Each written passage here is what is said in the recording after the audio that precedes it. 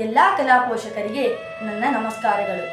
ಈ ದಿನ ನಮ್ಮ ಮನೆಗೆ ಹಾಗೂ ನನ್ನ ದೊಡ್ಡಮ್ಮನವರ ಮನೆಗೆ ಶ್ರೀ ನೀಲಕಂಠೇಶ್ವರ ದೇವಸ್ಥಾನ, ಶ್ರೀ ಜಂಗಮ ಸಂಸ್ಥಾನ ಮಠ, ಗುರುಪುರ ಇವರ ತಿಂಕುತಿಟ್ಟು ಚಿಕ್ಕ ಮೇಳ ಒಕ್ಕೂಟದ ತಿರುಗಾಟದ ತಂಡದವರ ಚಿಕ್ಕ ಮೇಳವು ಬರಲಿದ್ದು ಅವರನ್ನು ಸ್ವಾಗತಿಸಿ ಯಕ್ಷಗಾನ ವೀಕ್ಷಿಸೋಣ.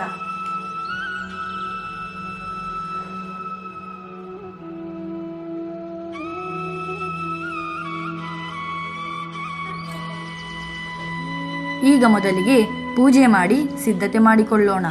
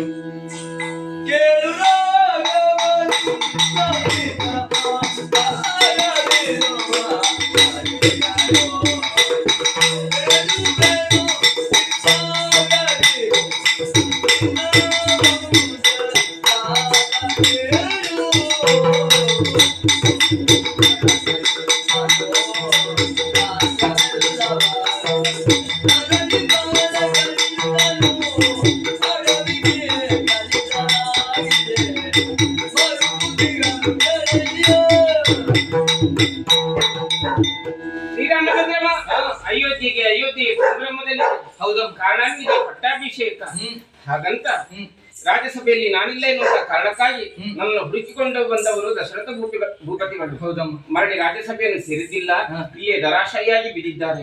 ನೀನು ಅದೆಷ್ಟೋ ಪ್ರಶ್ನೆಗಳನ್ನು ಕೇಳಿದ್ರು ಕೂಡ ಯಾವ ರೀತಿ ಉತ್ತರವಿಲ್ಲ, ಕಣ್ಣೀರು ಮಾತ್ರ ಉತ್ತರವಾಗಿ ಬರ್ತಾ ಉಂಟು. ಅವರಾಗುವಂತ ಮಾತನ್ನು ನಾನು ಹೇಳಿದ್ರೆ ಸಿಟ್ಟು ಬರ್ಬೇಕಿಲ್ವಲ್ಲ? ಖಂಡಿತ ಇಲ್ಲ. ಇರುವಂತಹ ಸಿದ್ಧತೆ ನನ್ನ ಮಗನಂತ ಭರತನಿಗೆ ಹುಟ್ಟವಾಗಬೇಕು. ವನವಾಸಕ್ಕೆ ಹೋಗುದು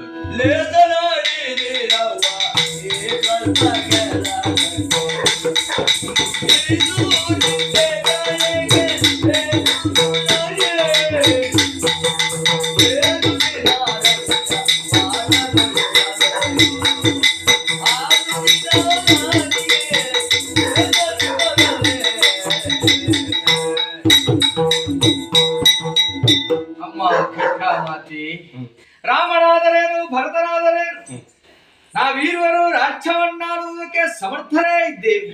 ಹಾಗಂತ ಹೇಳಿ ಅರಾಜಕತೆ ಮೂಡಬಾರದಷ್ಟೇ. ಅಮ್ಮ ವನವಾಸ ಅಂತ ಹೇಳಿದೆ, ಎಷ್ಟು ವರ್ಷ ಹೋಗಿ ಬರ್ತೇನೆ ತಾಯಿ, ಆಶೀರ್ವಾದ.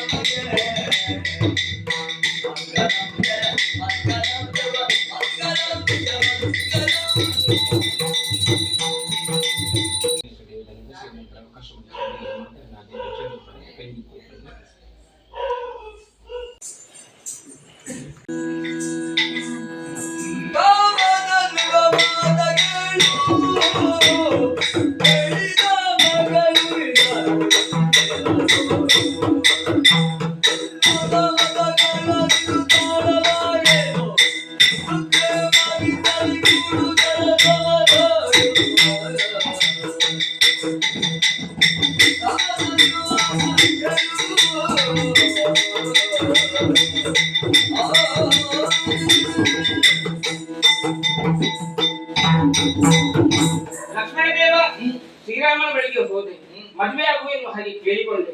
ಏಕಪತ್ನಿ ವೃತಸ್ಥನಂತೆ ಆತ, ಮದುವೆ ಆಗುವುದಕ್ಕೆ ಸಾಧ್ಯ ಎನ್ನುವಂತ ಮಾತನ್ನೇ ಹೇಳಿದ. ಹಾಗಾದ್ರೆ ಮುಂದಿನ ದಾರಿ ಏನು?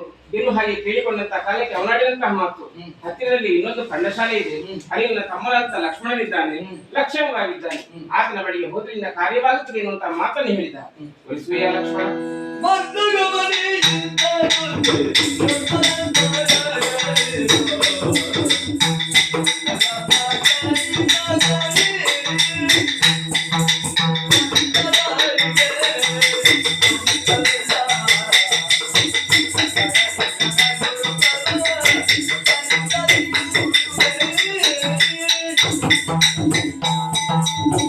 ಅಣ್ಣನಾದಂತ ರಾಮ ಏಕವರ್ತಿ ವೃತಸ್ಥ.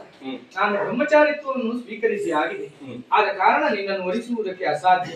ಹಾಗಂತ ಹೇಳಿ ಅಣ್ಣನಾದಂತಹ ಶ್ರೀರಾಮನೇ ನಿನ್ನನ್ನು ಕಳೆದುಕೊಟ್ಟಿದ್ದಾನೆ ಎನ್ನುವ ಹಾಗೆ ಆಧಾರ ಏನಾದ್ರೂ ಉಂಟೇ? ಇಲ್ವಲ್ಲ. ಹಾಗಾದ್ರೆ ಆಧಾರವನ್ನು ಅವನಲ್ಲಿ ಪಡೆದು ಬಾ, ನಿನಗೊಂದು ವ್ಯವಸ್ಥೆಯನ್ನು ನಾನೇ ಮಾಡುತ್ತೇನೆ. ಹೋಗಿ ಬಾ.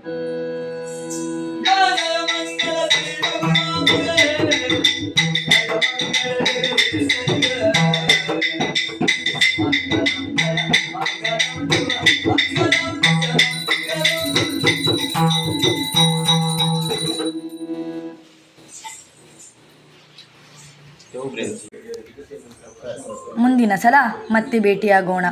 ಎಲ್ಲರಿಗೂ ಧನ್ಯವಾದಗಳು.